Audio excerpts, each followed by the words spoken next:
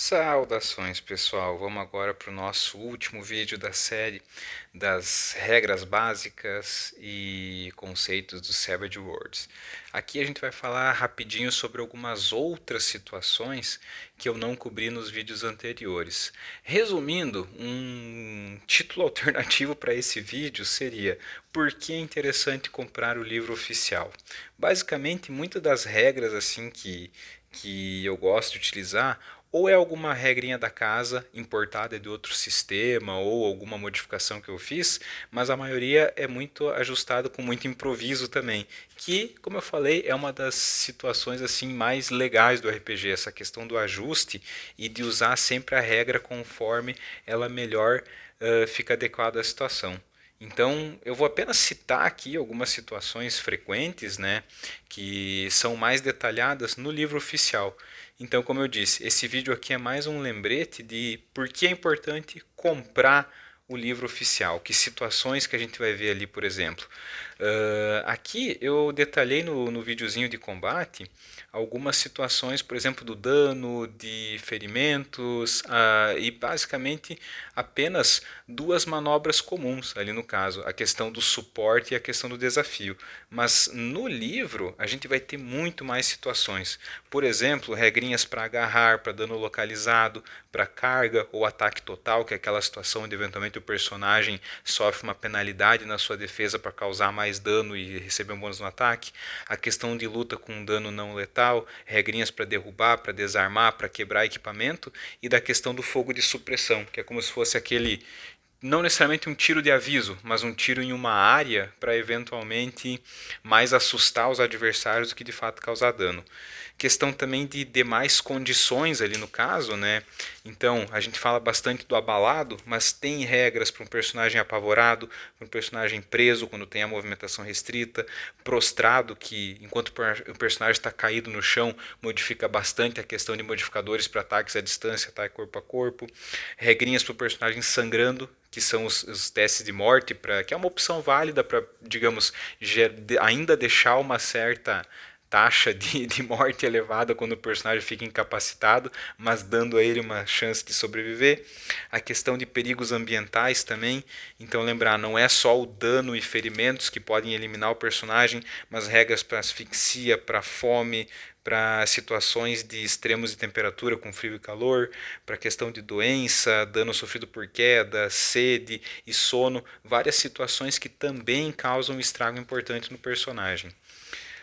Outras situações de combate, né, que podem modificar toda essa questão do cenário. Então a gente vê ali ataques em área, ataques pelas costas, armas improvisadas que eventualmente tem chance mais fácil de quebrar, armas naturais que, por exemplo, animais selvagens, né, que atacam com garra, com mordida, eventualmente a questão de espectadores inocentes, sempre reforçando a ideia que às vezes o uso de, por exemplo, uma cena de combate com arma de fogo, eventualmente pode ser que algum inocente seja atingido, então isso também gera penalidade e tem regra específica. Questão de iluminação, questão de plataforma instável e velocidade, principalmente para combate em movimento, né, em cena mais rápida.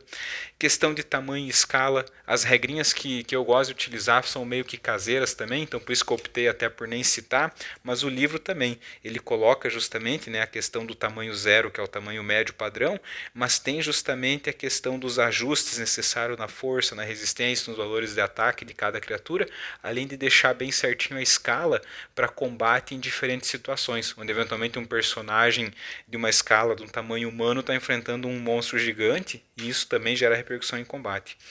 A questão de, como eu citei no vídeo anterior também, dos poderes e dos antecedentes arcanos, né? Aquela questão de regrinhas para dom, para magia, para milagre, para psionico e ciência estranha, além de alguma questão de cibernético também, né? Que é um outro tipo de antecedente arcano que pode ser acrescentado ali também. Como eu disse, né, pessoalmente eu não gosto tanto porque eu acho excessivamente complicado, mas é uma opção para, em situações pontuais, trazer um diferencial para o jogo ali também. Então é interessante verificar no livro básico para ter mais detalhes. Seguindo aqui as regrinhas de medo também, que dependendo do tipo de campanha, né, principalmente campanhas de terror, o medo pode causar condições e eventualmente até matar o personagem, né, deixar ele incapacitado. A questão das batalhas em massa, que diz respeito ao confronto entre grandes grupos e exércitos daí também, que praticamente não é cada personagem fazendo uma ação, mas sim, digamos, umas rolagens mais gerais para cada exército, também com regrinha bem simples, mas bem abrangente. A questão de veículos e combate montado, então isso é bem interessante, regrinha assim, digamos, para meios de locomoção de maneira geral, para perseguições, para situações onde o veículo fica fora de controle, para o combate veicular, principalmente envolvendo então alta velocidade e perseguição, regrinhas para montaria, pilotagem e investidas também, principalmente combate, por exemplo, onde os personagens estão cenários de guerra, vamos supor, onde cada um está dentro de um avião, ou eventualmente cada um está no seu carro. Isso também é um diferencial ali que é interessante ser detalhado mais. Questão das tarefas dramáticas, que é um conceito bem interessante ali nesse sentido, porque é importante lembrar que nem toda situação vai se resolver com combate. A tarefa dramática representa então uma sequência de testes, de perícias em que o personagem tem que obter um determinado número de sucessos em tantas rodadas predefinidas para justamente conseguir realizar uma tarefa mais elaborada. Justamente situação onde eventualmente só bater e causar muito dano não vai resolver. Às vezes tem que usar a cabeça. De maneira semelhante no conflito social, que geralmente é uma tarefa dramática, mas envolvendo interação com outros personagens. Então também depende muito de perícias sociais e outras habilidades que não são só valores elevados de perícia de ataque e causar dano. Também interessante aqui a questão dos companheiros e dos familiares, né, que diz respeito principalmente assim a monstros de bolsos e aliados que são extras, né, praticamente regrinhas para o personagem construir, digamos, como se fosse um mascote, como se fosse um Pokémon mesmo que ele carrega junto. Esse aqui, se eu não me engano, tem um detalhamento bem legal num suplemento, que também não é no livro básico. Me fugiu o nome dele agora, mas eu vou tentar deixar na descrição do vídeo ali também. Enfim, aqui é mais para, como eu falei, para citar as opções que a gente tem no livro básico, até porque minha intenção, eventualmente, é se, por exemplo, for colocado um combate em massa, utilizar a regrinha bem por cima, explicar rápido, mas é importante justamente que, para quem está interessado no sistema, compre o livro básico. Hoje em dia o acesso é bem facilitado, com PDF você compra e já recebe o e-mail na hora com o material ali também, e isso ajuda justamente na propagação desse nosso hobby querido do RPG. Então, assim, esse aqui seria o quinto e último vídeo, né, dessa questão das regras básicas ali do Savage Worlds, né? Sempre lembrando, a questão do improviso é bem importante, a questão do ajuste das regras para sempre ficar da maneira mais conveniente para o jogo, para que ele se torne mais legal, que sempre lembrar, né, o RPG ele só joga errado quem não está se divertindo mesmo, porque toda regra pode ser ajustada, pode ser mudada, modificada de uma maneira que torne o jogo mais proveitoso para quem está jogando. E no solo é interessante que o próprio jogador e o mestre são a mesma pessoa, né?